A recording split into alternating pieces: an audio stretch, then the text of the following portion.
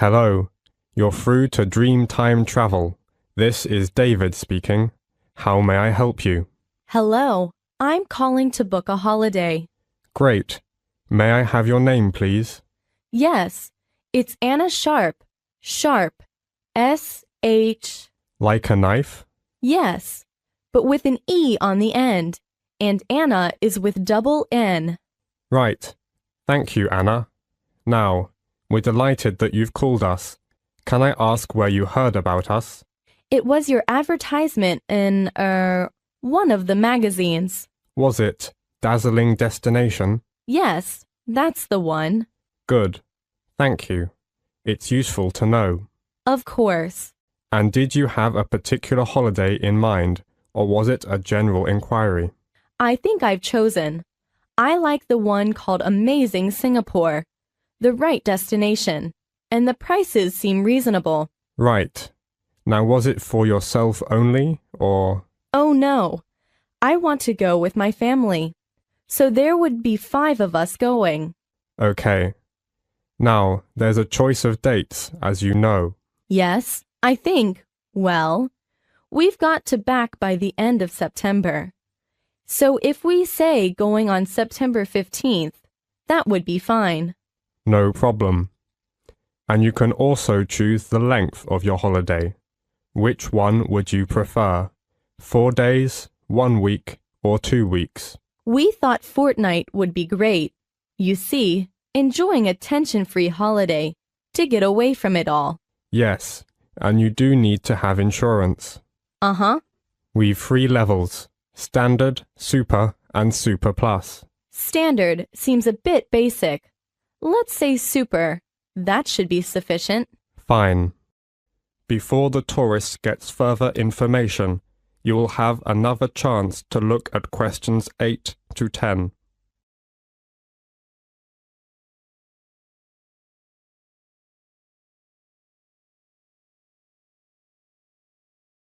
Now listen to the rest of the conversation and answer questions 8 to 10. Well, that's all good so far, and the availability's okay. Have you looked through the list of options in the advertisement? I have. And I've got the list here. Some of them do seem pretty good. Which ones would you like to take? In terms of the hotel, the offer of 4-course breakfast, we'd leave that. We'd rather choose the lunch buffet. I think a balcony for the room is a must. It's so soothing to sit out and appreciate the world without a lot of interruptions and distractions. Oh, yes.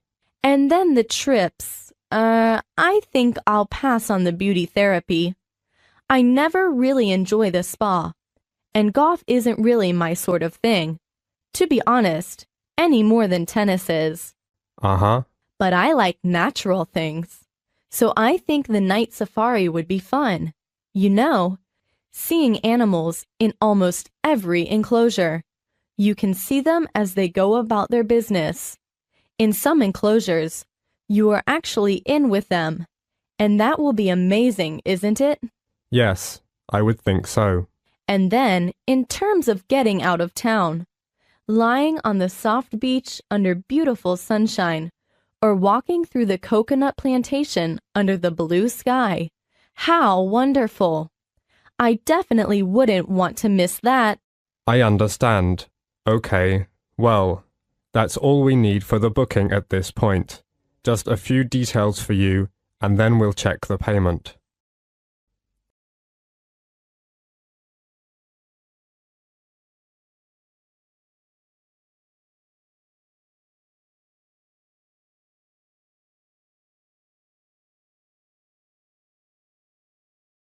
That is the end of part 1.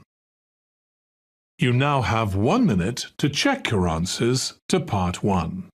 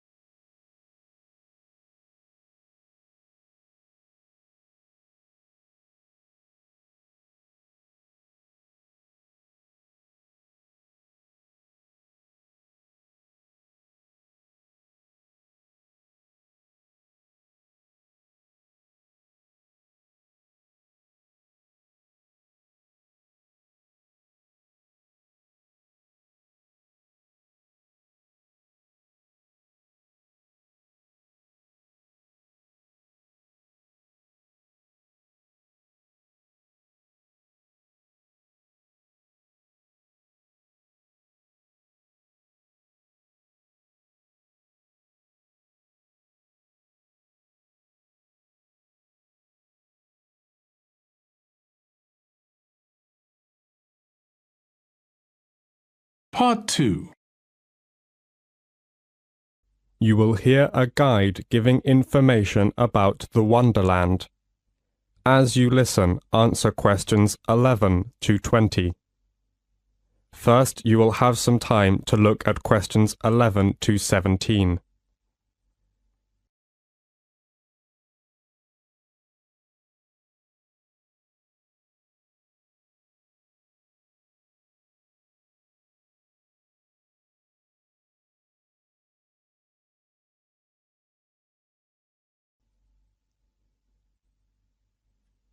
As you listen, answer questions 11 to 17. It's nice to see so many of you here. Before letting you roam about on your own, I'm going to give you a brief account about Wonderland, our facilities and activities, and the exhibitions we have coming up. I won't keep you long, okay? For most of what we have to offer here, you can just turn up with your party. There are a couple of activities which we ask you to book a week in advance. We only have artists that you can watch sculpturing at certain times, so we need notice of your coming for that. Another activity requiring at least 7 days' notice is the dance workshop. Again, it's a question of organising the staff at this end. But the video, you work yourself, so that's available any time. Another activity which you take part in is the Stars Firework Experience. But that's a question of the weather, which of course we can't control. Speaking of weather, we run a reduced range of facilities in the winter months. The cafe and the shop provide welcome shelter from the cold and rain. I'm afraid Jungle Puppet Carnival doesn't run in the winter, so the Fantasyland is closed then. And exotic plants in the greenhouse are kept indoors for warmth during the cold months, so that doesn't operate either. The adventure playground does though. Make sure the children are wrapped up well.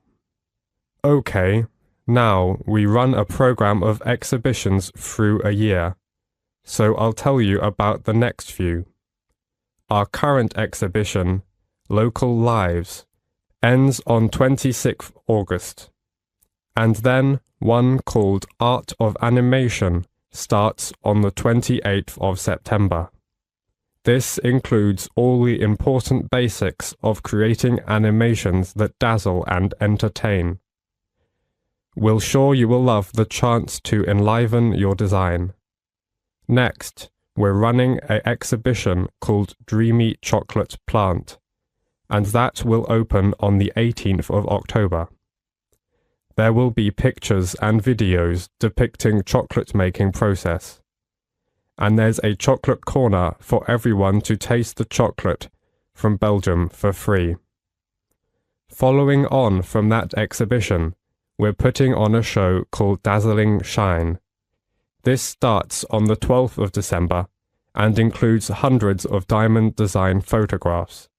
Q&A and prize draws will accompany the show, with the exciting prize of a trip to Europe or a diamond. So, make sure to go to at least one of the exhibitions. Now the guide goes on to show the exact location of some places. Look at the map below and answer the questions 18 to 20.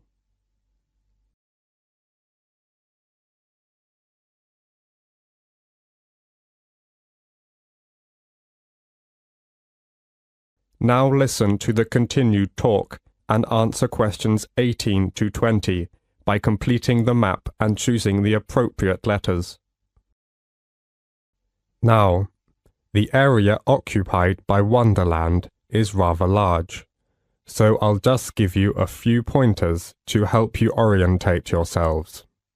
So, whether you come by car or bicycle, you'll come in from the road. Cars then park to the left, through the gate into the car park, and bikes to the right, through the gate opposite to the car park. Cyclists in particular might be thirsty at this point, and you can get a drink from the soda fountain to the north of the bike park, halfway to the museum entrance. You can enjoy your drink in the picnic area, which is opposite the car park. At the far end of the picnic area are the toilets. Always good to know where they are. Now we are standing at the entrance to the main museum. Immediately to our right is the souvenir shop, which sells premium gifts, including coffee mugs, stuffed animals, t-shirts, postcards, handmade collections and other souvenirs. And to the left, by the entry gate, is the ticket office. You won't need that because you've got your group booking. Okay, I'll pause. Are there any questions at this point? If you'd like to come along, this way please, ladies and gentlemen.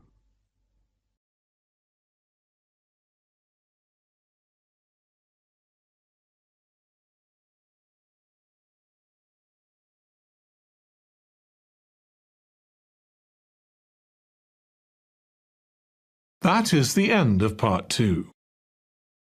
You now have 30 seconds to check your answers to part 2.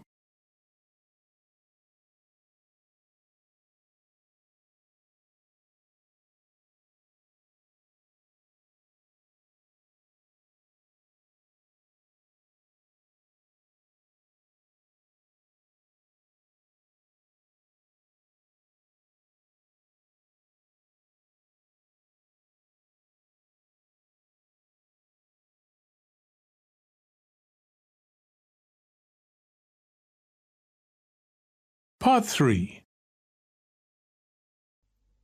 In a moment, you are going to hear a conversation between Dr. William and his students, Joe and Angela, about their local history project. As you listen, answer questions 21 to 30. First, you have some time to look at questions 21 to 26.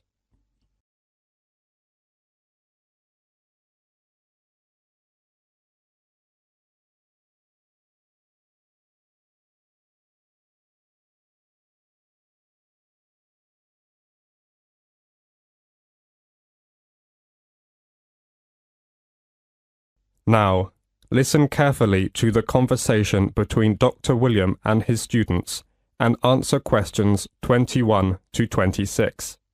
Hello, Joe, Angela. Hello? Hi. So, how's the local history project going? Are you making good progress? Yes and no. Oh? Well, we anticipated problems of various kinds. None of the group has much experience of collaborating on projects, but we spent some time on discussing how to go about it, and thrashed out what seemed a useful approach. But it seems that Angela and I are the only ones actually following the plan.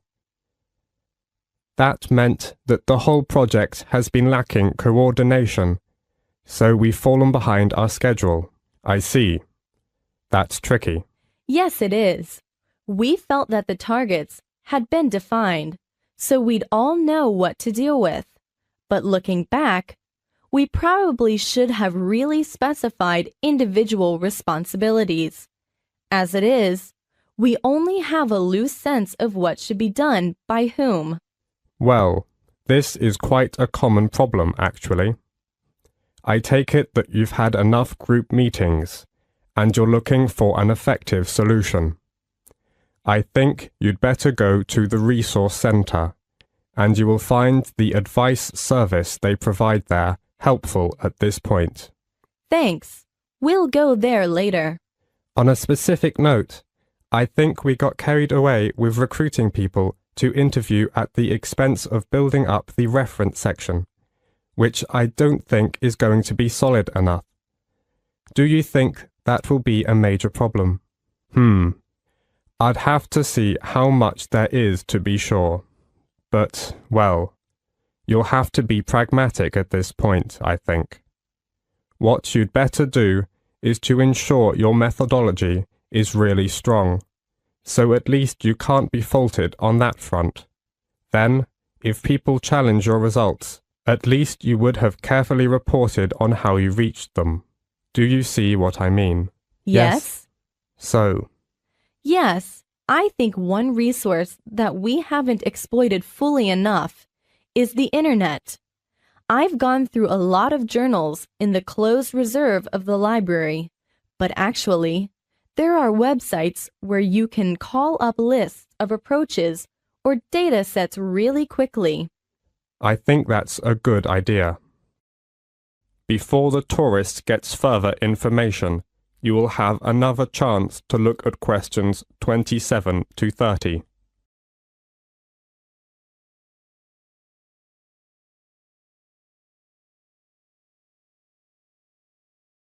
Now listen to the rest of the conversation and answer questions 27 to 30.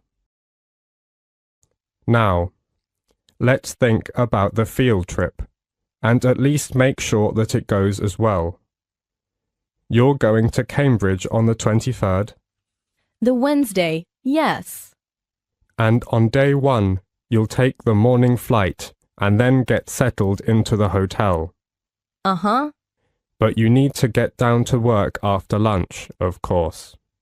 Now, I've arranged for you to have a look at some useful visual materials, especially photographs, old magazines, and newspapers, which are in an exhibition called History in Pictures in Fitzwilliam Museum. That sounds like a good starting point. I went to the Darwin exhibit at the Fitzwilliam Museum at Cambridge last year. It was absolutely inspiring. It couldn't be better. The staff was very professional, and the exhibit was brilliantly presented. Yes, indeed.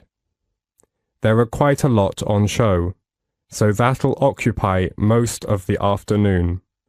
Then, the following morning, I want you to go and talk to Christopher Andrew, the history professor of Cambridge University. Of course, don't forget to take a tape recorder with you so that you can replay and recall with perfect clarity what was said later on.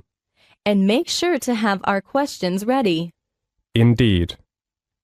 Okay. And the afternoon is free for you to wander around, get the feel of the place, and soak up the atmosphere. Do some sightseeing. As you wish. It's a beautiful city. But it's back to work on Friday morning. Walk around the central area. You know, Trinity Street, Market Square, Great St. Mary's Church. I'm getting maps ready for you from different periods, and your task is to compare those with the makeup of the city today. Make notes on how the city has changed over time. You know, what's grown up, what's gone, that sort of thing. That sounds so interesting. I hope the weather's good. Yes. And in the afternoon, I want you to think about producing your own records. Follow the format of the ones in the City Library archives. The history of the castle is an indispensable part of the city's development, so don't forget to take a digital camera with you and get some nice pictures. Try your best to reflect the relation between the buildings and the surroundings. We'll do our best. And when will we travel back? That's up to you.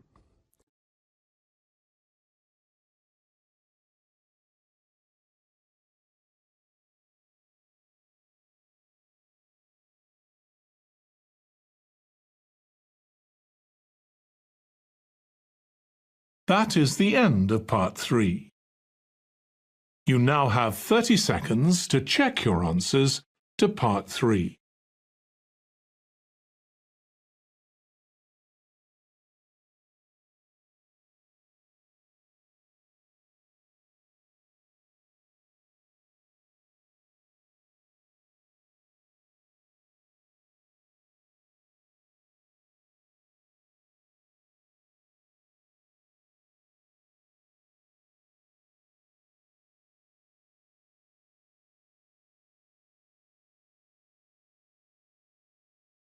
Part 4.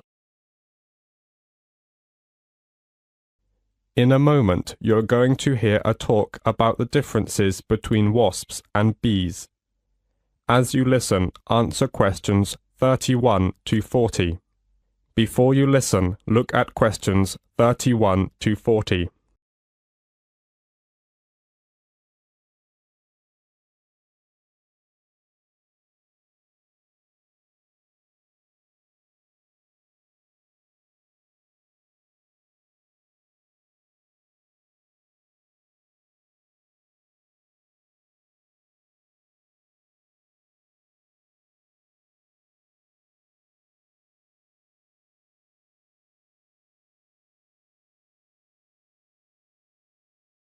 As you listen to the talk, answer questions 31 to 40. You're on a summer picnic, lounging in the sun with your eyes closed after eating your turkey sandwich. Something buzzes by your ear. You lazily swat at the sound, and then, ouch. You feel that familiar aching sting on your cheek. As your face burns red and swells, the last thing on your mind is whether that pesky, no-good insect was a bee or a wasp. But we biologists want to know first. Was it a bee that stung your cheek, or was it a wasp? What's the difference between these two droning, stinging creatures? There are 10,000 to 20,000 species of bee, including many wasp-like and fly-like bees. Most bees are small, from 0.8 inches long to 1.6 inches long. Bees and wasps are closely related. In the preceding scenario, your attacker was most likely a type of wasp. Why? Because wasps are generally more aggressive and likely to stalk public gatherings in search of human food. However, bees are more mild-mannered. They focus on the flowers, not your turkey sandwich. That's just one way to determine whether the attacker was a bee or a wasp. What other characteristics define these two very similar creatures?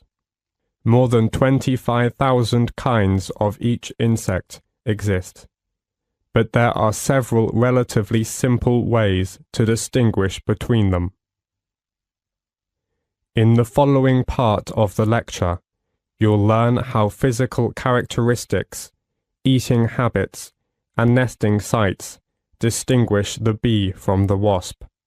You'll also learn which insect can brag about its slender, tapered waist, and which one has to live with flat, hairy legs. You see, when a bee or a wasp stings you, you're probably not paying attention to the curve of its waist or the shape of its legs. But if you were, you'd notice some key characteristics to help you identify it. While bees have robust, hairy bodies with flat rear legs, wasps' bodies are slender with a narrow waist connecting the thorax and abdomen. As we talked about in the last lecture, the thorax and abdomen are the names given to an insect's mid and rear segments. In addition, wasps appear smooth and shiny and have slender legs shaped like cylinders. The reason for the different body types leads us into another difference between wasps and bees. Feeding. Bees are pollinators, spending much of their lives visiting various plants and flowers to gather and distribute pollen. They also feed nectar and pollen to their young. They are classified as herbivorous insects. Their hairy bodies and flat legs are ideal for holding on to the pollen as they carry it from one area to another. Wasps, on the other hand, are carnivorous. While adults may occasionally feed on nectar or pollen, they feed insects flies, and even caterpillars to their young. Their bodies are sleeker and more streamlined for hunting. If you're lucky enough, or unlucky depending on the situation, to find one of these insects' nests, it will help you in identifying bees and wasps. Bees build their nests out of wax cells that they stack on top of one another. Most honeybee nests are manufactured, but other bees make their homes in tree cavities, buildings, or even holes in the ground. A wasp's nest consists of one or more rounded combs made of papery pulp. The wasp makes this pulp out of chewed-up fibers and its own saliva. Wasps tend to build in hidden, out-of-the-way places, like under decks or in remote crevices. The final difference between wasps and bees answers that age-old question. Do they die after they sting you? Both bees and wasps inject their venom with a stinger attached to their bodies. Wasps and most bees can pump the venom into your skin, remove the stinger, and then fly away.